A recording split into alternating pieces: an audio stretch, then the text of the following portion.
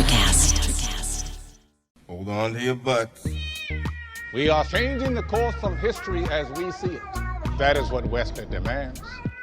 Now, this affects Iris. Iris, where are you? What you feel only matters to you. I do not entertain hypotheticals. The world as it is vexing enough. Iris, I have a tip for you. Don't take drugs!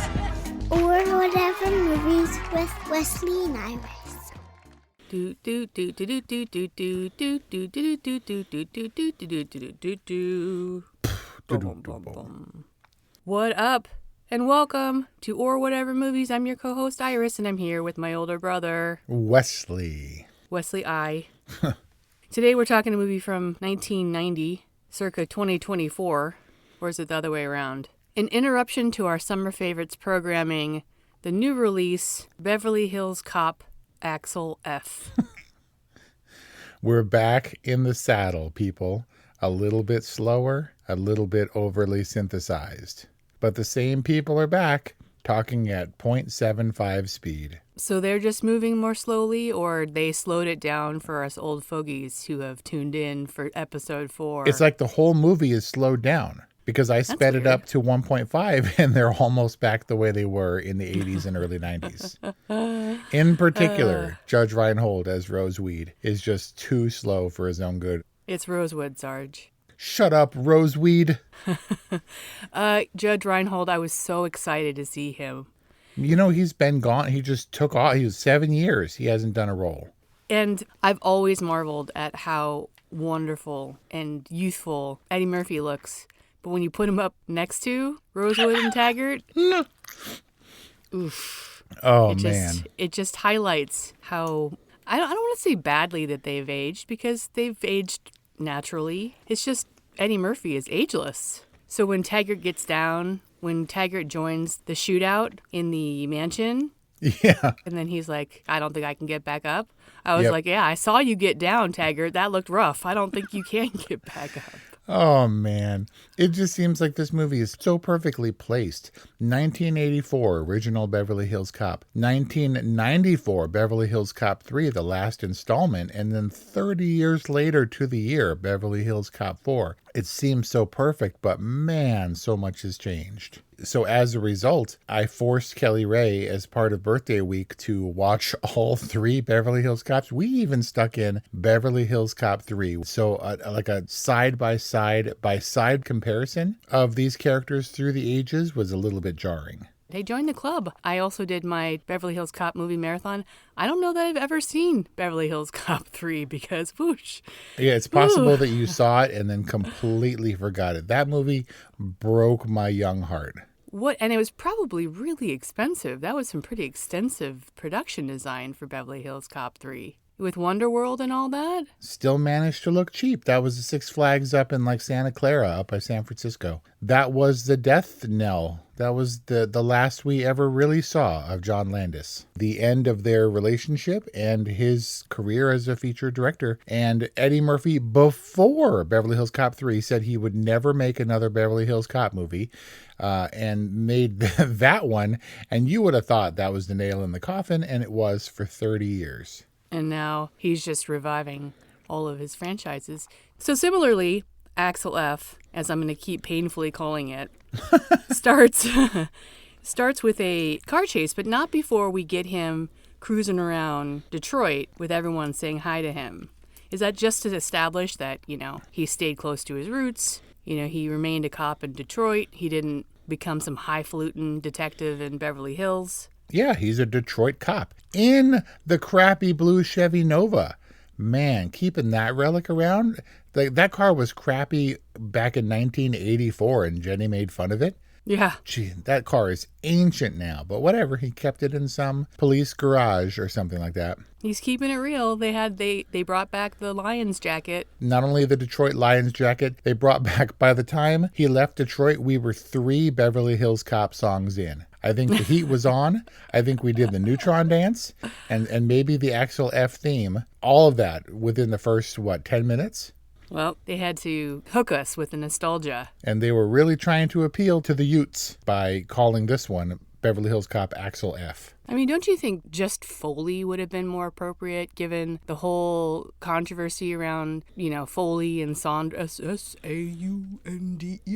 Saunders, and all of that? Couldn't that just Foley? That would have been more thematically appropriate. AXEL F. No one ever calls him AXEL F. No, they should have called it Axel Foley, like Rocky Balboa was the name of one of the later Rocky movies. Number 8 or 15. Yeah.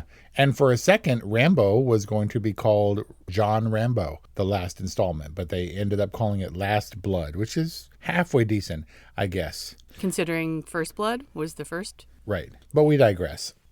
What they did not bring back. So did you notice that when they're at the hockey game and Axel is messing with his young detective counterpart, and then he laughs and he's like, ha ha ha ha ha. Yeah. And I was like, what? Ooh, what was that laugh? I was so taken aback. And I was like, oh, he lost. I mean, Eddie Murphy can lose a laugh, but Axel Foley can't lose a laugh. Did you notice that? Oh, yeah, definitely. Did you look it up or anything? I mean, no, I just chalked it up to, well, I guess, my laugh, which used to mimic Eddie Murphy's, has changed over time, so I guess his has too. Why? Did something happen? He said on a dozen occasions that every impression of him was punctuated with that laugh. And he said, I don't want to be known for a laugh. I don't know how that's a bad thing.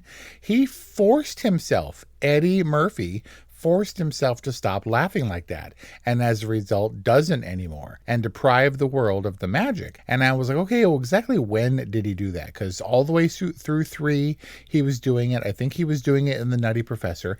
I don't think he did it in Coming to America, but in this one it was painfully noticeable because that's kind of what Axel Foley is. So sometime in the last maybe decade he really, really turned it off. Oh man, it was so in my face and defiant. Dude, add it to the pile of the things that were in our face and defiant in Beverly Hills Cop AXEL F. At no point did it feel like the other Beverly Hills Cop movies to me. That made me kind of sad. It seems like all the pieces were in place, but did this ever feel like you were settling back into Beverly Hills Cop? If it was true to Beverly Hills Cop, the franchise and the previous films, maybe not in great ways, like the prolonged, dragged-out investigation. I guess, yeah. In that way, it was a lot like 3. But they did try to update it. I mean, if Tom Cruise can take the Fiat down the Spanish Steps, they're going to take the Meter Maid cart down Rodeo Drive stairs, right? Absolutely. It was a better 3-wheel cart ride, like a tuk-tuk chase, than in Indiana Jones. Right. What's the deal with all of the odd vehicle car chases, like quads and the snowplow for reals? That is the exact same horn as the cement mixer in Beverly Hills Cop 2. Really? They lifted that Jerry Bruckheimer Top Gun Maverick style. They lifted a sound effect from the 80s movie and put it in this one. It's pure throwback. Look, he's driving a big unwieldy vehicle, but I have the exact correct answer for why there were so many weird vehicles in this movie. And that is because Eddie Murphy, not one for the working out. And he said so many times that, how is it different from this one? Well, what was different is I was 21 years old. I was 23 years old, and now I'm 63, and it's not the same. And Eddie Murphy said that this one was really hard on him, physically speaking. Huh. Name an intense Eddie Murphy stunt in Beverly Hills Cop AXEL F. There was one.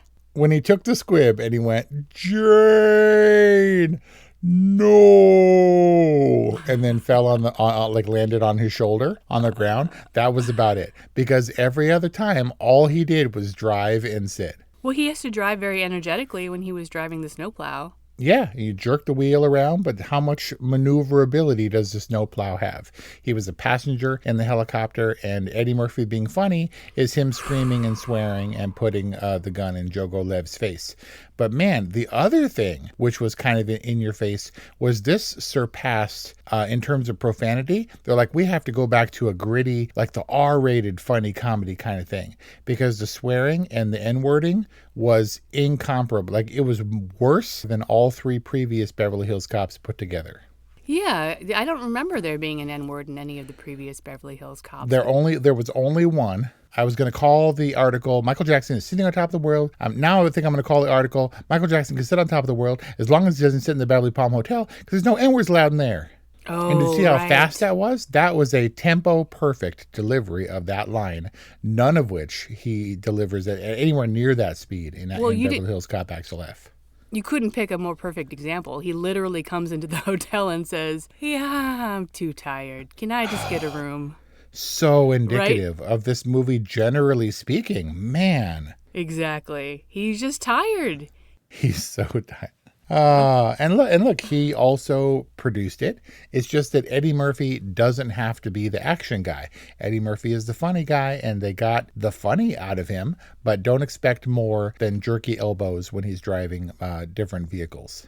So they were like, okay, well, we got Eddie Murphy and the otherwise ancient cast. So we need to bring in like the young blood. We need to bring in the action star. Let's get Joseph Gordon-Levitt. Kevin Bacon felt like a random, not at all a young person. Oh, man. Kevin Bacon. The moment I saw the with Kevin Bacon credit in the opening titles, Yep. I was like, yeah, he's the bad guy. Absolutely. And the second you see his face and his suit, you're like, he's the bad guy. I mean, they have all of these, they have a long history of severe looking white bad guys. Yeah, I was going to say, he's like a morph of the three bad guys from the previous Beverly Hills Cops. He's done bad guys. He did bad guy, and he was a bad guy in Super. You probably can name a half dozen other movies where he was a bad guy. But I have a real problem with how the franchise deals with bad guys, introducing them so early. Like, it's not like we're searching for the bad guy. We know who the bad guy is, like, third scene in. Right? And there was a hint that Taggart was going to be a bad guy. And I was like, John Taggart can't be the bad guy. And he reacts appropriately and yells at him to get the hell out of his office for such an accusation. But it was very clear from the very start. Yes. So no doubt about Kevin Bacon being bad guy. But I didn't understand. So he was a crooked ex-cop? No, he was a cop. He was just in with the cartel, so he was a dirty cop. Did you notice what cartel? Not in particular, no. It was the Adelanto cartel, which I don't know if there's an Adelanto cartel, but if there is, it's weed, which isn't so bad. I tracked this plot rather minimally. I understood what was happening. I understood that Kevin Bacon was bad and McKay and that Axel is good and we're getting the gang back together. And I was like, wait, where's Bill? Oh, Billy got a gun put to his face and now he's the reason he's, who they're trying to rescue. Because Billy retrieved what exactly? The SD card from this was Enemy of the State style. He possessed the SD card showing evidence of a murder. Do you know what year? I looked it up. What year was the SD card invented? I don't know, but I'm recording on one right now, so. Yeah, I use them all the time. But in 2000, apparently there are no further Mission Impossible comparisons because Mission Impossible is like AI and supercomputer villain. But we're talking about the whole investigation hinges on an SD card. Yeah, but everybody involved is 60. That's probably the limit of their technology, Jerry Bruckheimer included. And another posthumous producing credit for Don Simpson. That's the thing. Jerry Bruckheimer included him in Top Gun Maverick and again here because they are both legacy pictures from the 80s. But Don Simpson died of a cocaine overdose seriously like 25 years ago. Oh, no. I mean, maybe you didn't seem to mind it so much, but I felt like the whole SD card was just indicative of also how, 90s, early aughts this movie felt in terms of its story plotting and its execution and even in its acting. No, for sure. It's going to date anyway. Remember when Sandra Bullock went up against the futuristic, indefinable bad guy or nemesis in The Net? And then I remember Collateral, which is 2005, maybe? Tom Cruise has to go in and get information, and Javier Bardem puts it on a USB drive, which I think then was called a jump drive. Yeah, or a thumb drive. And I was like, ooh, futuristic. Not even a CD-ROM to put in his laptop. 2004 Collateral. No matter what, if you put in technology, you're gonna date yourself. But you don't have to post date yourself. You could at least be current. Yeah, no, I mean they had a writer, the writer who's currently in the middle of scripting Beverly Hills Cop 5. And you'll be there. It's such a problem. Life is hard, but finding a really great podcast makes the days go by so much easier.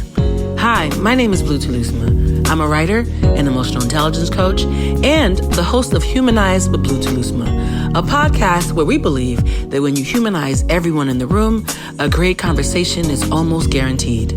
Join us every week here on Electricast as me and my guest co-hosts unpack big topics and interview even bigger personalities with a sense of humor and a dash of mischief. If you're looking for a new best friend in your head, we've got you covered. Electricast. 3 was worse than I remembered it. It's a big, not only is it a stinker, but it's long.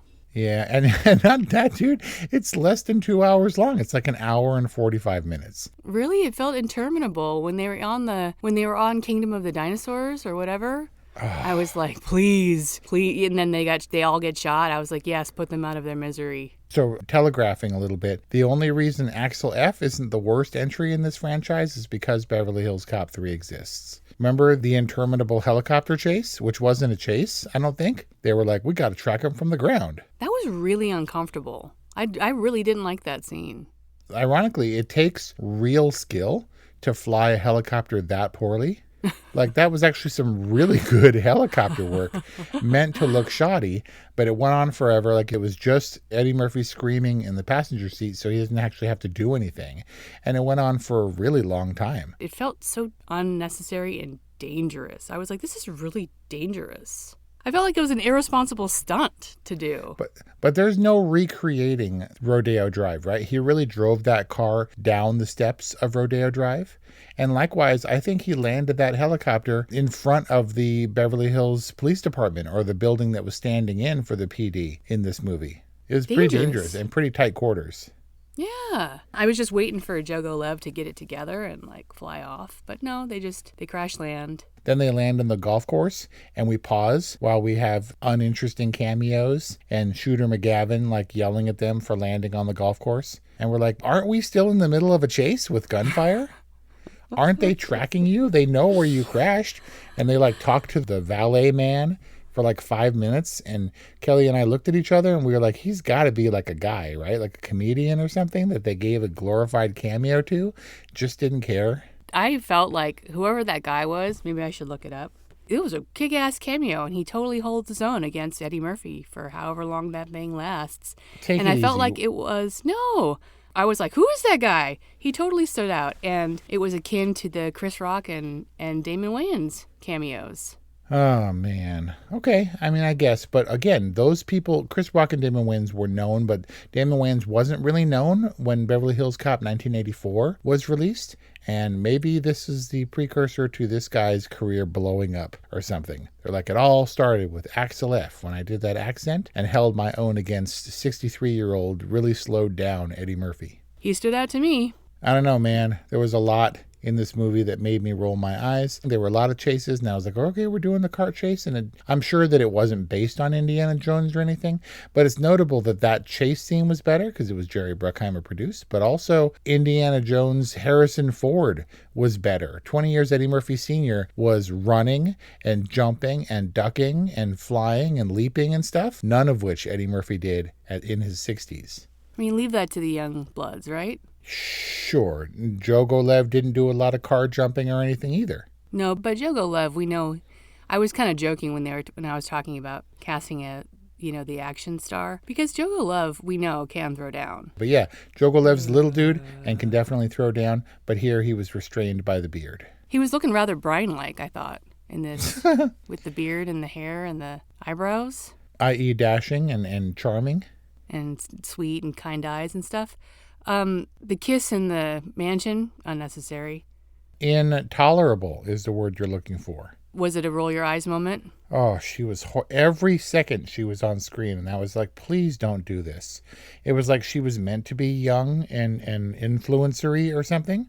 No excuse for Ashley the realtor at all, any more than there was for Serge. I swear to God, Bronson Pinchot should have said that Serge role was when I was young. I was in a different place in my life. It was fun or whatever, but that's not a real thing anymore. And the fact that he showed up and hammed it up, that cameo was worse than Beverly Hills Cop 3. How is that possible? No, come on. Oh, goodness. I think that was fan service and definitely a nostalgic point for me.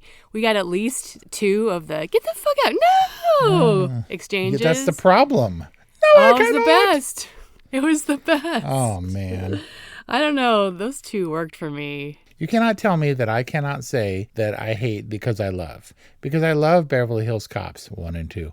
Not so much 3, which was infinitely worse than I remember it. But I had high expectations, and they're like, oh, everybody's coming back. Jerry Bruckheimer is back. John Ashton, who sat out part 3, is back. You know that Eddie Murphy and Judge Reinhold are the only people that have been in all the Beverly Hills Cop movies? Everybody's back, and Serge is back, for goodness sake, who wasn't in part 2. And it wasn't, that's not enough, people. That's not enough. You got to step it up. Part 5. Remember when they needed Eddie Murphy to do actiony, funny type stuff, and they supposedly, the meter maid person in the cart pepper sprayed him? It looked like, it was more like free radical spray. It didn't affect him at all. It really did. She sprayed him for like 5 minutes directly in his open eyes. And he was like, like it was a nuisance. Right. And then he goes and he drives the cart down Rodeo Drive. That's because it was Avion spray and Eddie Murphy wouldn't tolerate anything else. Well, obviously, but I mean, he could ham it up a little bit. It's pepper spray in your eyeball. That would be completely debilitating. Yeah, it took down Johnny Knoxville. That's what I'm saying. Of every Jackass stunt, he said the pepper spray was by far the worst.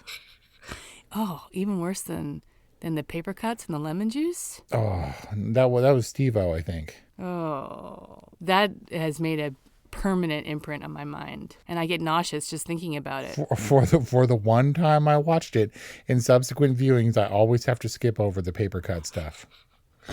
It's the worst. I wouldn't say that this was the absolute worst. I mean, it dragged on, but it was an overall enjoyable 4th of July Netflix offering. I mean, you're not gonna blow the line this, are you? You know what I think the best gag in the movie was that I had to revisit to remember what I wrote? I wrote down the chair hole gag was the best in the movie. Can you think of what the chair hole gag was? Chair hole? Yes. Oh, yeah. I know what that is. I did not see it coming. Okay, so he looks up and he's going to effect a Jurassic Park escape, right, through the ceiling. Yep. And I was like, it's a little bit implausible. He does it in 3. He does it in 3. A little bit implausible that 60-plus-year-old Axel would be able to get up and crawl through the ceiling without John Bendering Breakfast Club styling through the roof, you know? And I was like, a little bit, maybe. But I mean, he's supposed to be spry and stuff. And then when he wasn't up there, when he tricked Kevin Bacon and was like, you've seen too many movies, that was a pretty good gag. That was where this movie used the obviousness of Eddie Murphy's age to show that he's still clever, and that's where it's at, not escaping and jumping through the hole in the ceiling. Right. And I was surprised. I was like, oh, didn't see that coming. Brian's like, I did.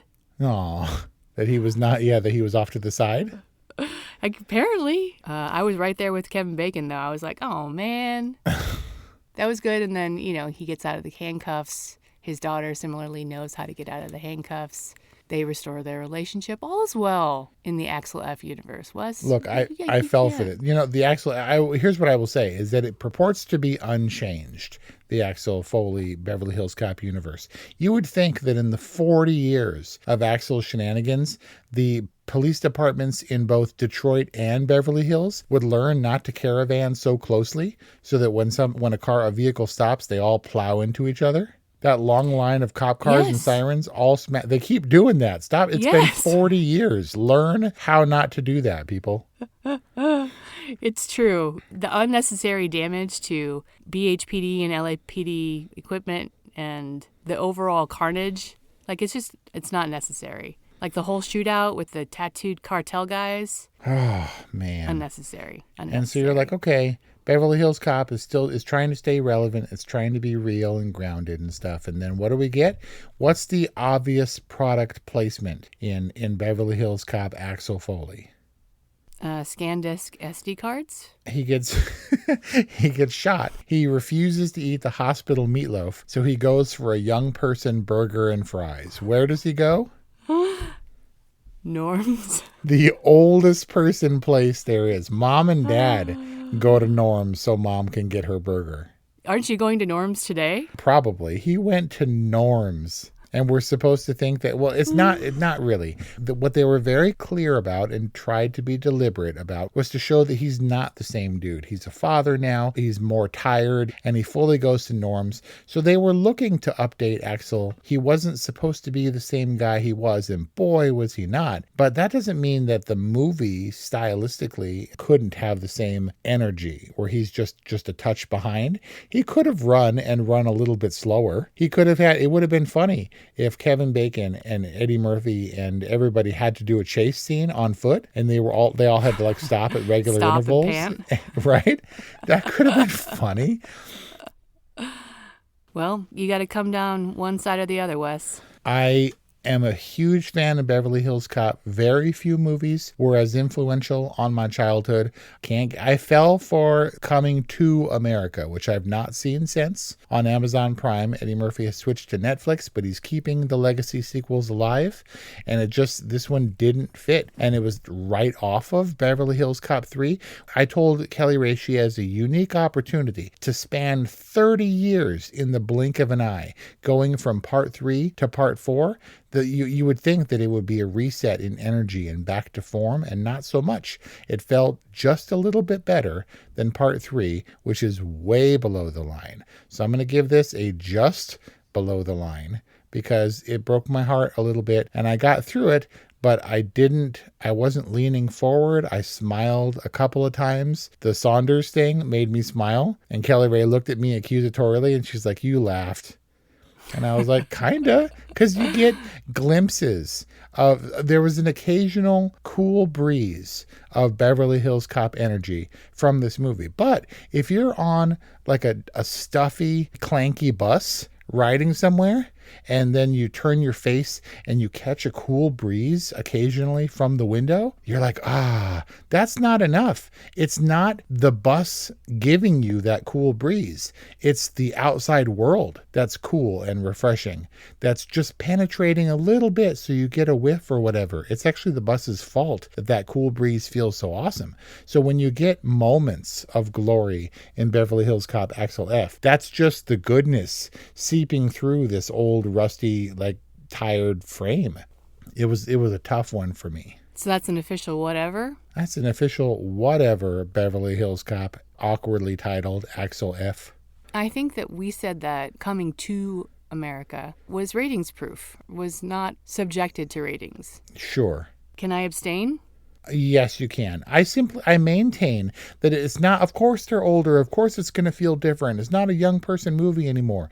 But I maintain that on its own merits, if you saw AXEL F without seeing any of the previous movies, you'd be like, this is a little bit clunky and kind of ham-handed. But it just doesn't exist in a vacuum. It has to be taken in context. And therefore, with those comparisons in hand, it's only going to drive my rating down further.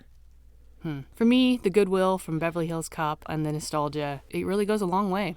Dude, first time feature film director. That is not who you put on Beverly Hills Cop 4. But does the director really matter? This is an Eddie Murphy vehicle. Yes. Did you not notice the directing styles and how deftly the first one was handled by Martin Brest, second one by the legendary Tony Scott of Top Gun fame, right off of Top Gun?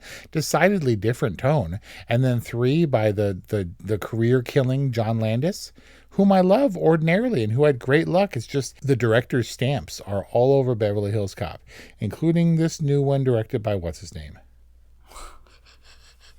Affian Bladit or whatever. Look, 5 comes along, I'm going to have to watch it. I don't know if I'm going to be able to get Kelly Ray on board, but she can be forgiven. She did this for me because it was my birthday, and that's really the only way I get things done when it comes to subpar product. And happy belated birthday to you, Wes. Thanks. And I'm sorry that it wasn't a better birthday movie. We hope you enjoyed this discussion on Beverly Hills Cop, AXEL F. You can check out our previous discussion on the original Beverly Hills Cop at orwhatevermovies.com, plus 300 plus others. 818-835-0473 is our hotline. Orwhatevermovies@gmail.com is our email. We love to hear from you, and we'd love to hear from you specifically about this movie franchise from our childhoods. Thanks for listening, and we'll see you next time.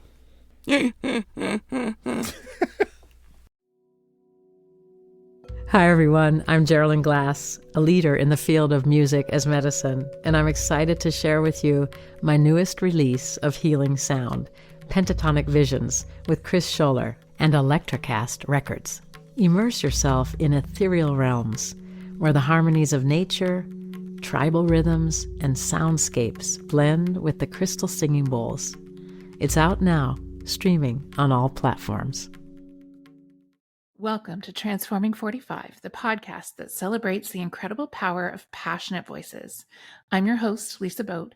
Join me in conversation with heart-led humans who share their deeply personal stories of transformation.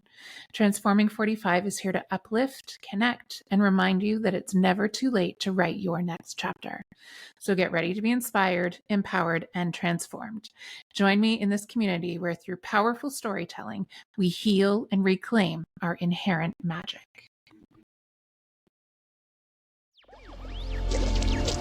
Electricast. Electricast.